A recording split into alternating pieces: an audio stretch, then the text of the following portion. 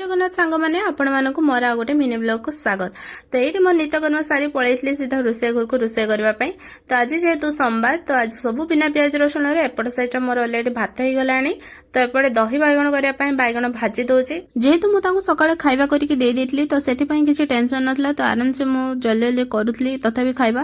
ତ ଏଠି ଦହି ବାଇଗଣ ପାଇଁ ମୁଁ ମୋର ବାଇଗଣ ବଘାରି ଦେଇଥିଲି। ଏଠି କିଛି ଦିନ ହବ ବର୍ଷା ଯେହେତु ହୋଉଥିଲା ସେଥିପାଇଁ କିଛି ଆମର ଲୁଗା ଧୁଆ ହେଇନଥିଲା। ତ ସେଥିପାଇଁ ଏଠି ଖରା ଆସିଥିଲା ଜଲ୍ଦି ଜଲ୍ଦି ମୁଁ धोई देकी सुकाई देली। तापर एपट साइड रे भेंडी आलू भाजी देइथली। तापर तांको पई खाଇବା रेडी करिके नेकी जिबार थिला। एपट साइड रे भात भेंडी आलू भजा काकुडी आ दही बैगण आ तांको पई कर देइथली दही प्याज। तो एठी मु खाଇବା पार्सल करी तांको पई नै जाइथली। तो नेकी जिबा परे मु तांको फोन कर देइथली से आसी रास्ता पार हेकी नै जाइथले। तो से देखले एते खरा होची तापर से मो पई ओडे नेकी आसले लस्सी। तो एटा धरि के चलथिली। जदि आज रो मिनी ब्लॉग टा आपन मन भल लागि तो आम चैनल को ओडे लाइक शेयर एंड सब्सक्राइब कर देबे। तो आज रो मिनी ब्लॉग टी थिला किछि एमिति।